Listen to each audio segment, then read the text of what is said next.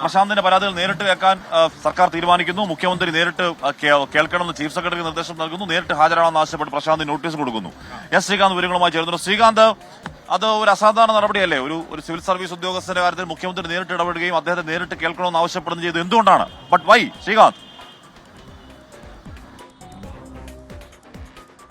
ഹാഷ്മി, അത് തീർത്തും അസാധാരണമായ നടപടിയാണ്. കാരണം മുഖ്യമന്ത്രി തന്നെ ഒരു ഉദ്യോഗസ്ഥന്റെ വിഷയത്തിൽ നിർദ്ദേശം നൽകി രംഗത്ത് വരുന്നു. ഈ ചക്കളത്തി പോരാട്ടം അവസാനിപ്പിക്കുന്നതിനൊടുവിൽ അദ്ദേഹത്തിന് നേരിട്ട് ഇടപെടേണ്ടി വരുന്നു എന്നുള്ളത് വേണമെങ്കിൽ പറയാം. മറ്റെന്തെങ്കിലും കാര്യമായി സംഭവിച്ചിട്ടുണ്ടോ എന്നുള്ളത് ഈ ഘട്ടത്തിൽ നമുക്ക് പറയുന്നതിന് കൃത്യമായ വിവരങ്ങൾ പുറത്തു വന്നിട്ടില്ല.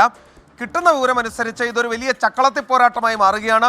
ചീഫ് സെക്രട്ടറിക്ക് അതൊരു തലവേദനയായി മാറുന്നു. മുതിർന്ന IAS ഉദ്യോഗസ്ഥരുമായുള്ള ഏറ്റുമുട്ടൽ തുടരുന്നു. അത് പരസ്യ വിഴുപ്പലക്കലിലേക്ക് പോകുന്നു. സർക്കാരിന് തന്നെ അത് ബുദ്ധിമുട്ടുണ്ടാക്കുന്ന സാഹചര്യം കൂടി കണക്കിലെടുത്താണ് ഇപ്പോൾ ഇങ്ങനെ ഒരു തീരുമാനം വന്നത്.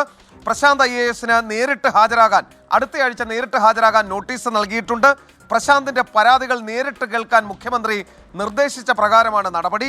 ചീഫ് സെക്രട്ടറി നേരിട്ട് ഹിയറിംഗ് നടത്തും. നേരത്തെ ഇരുവരും തമ്മിലുള്ള കത്തിടപാടുകളൊക്കെ നടന്നിരുന്നു.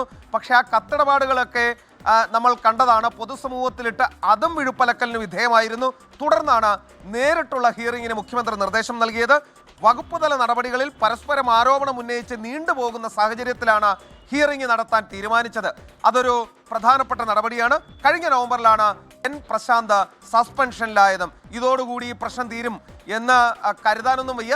എങ്കിലും അങ്ങനെ തീരട്ടെ എന്ന് നമുക്കും പ്രത്യാശിക്കാം.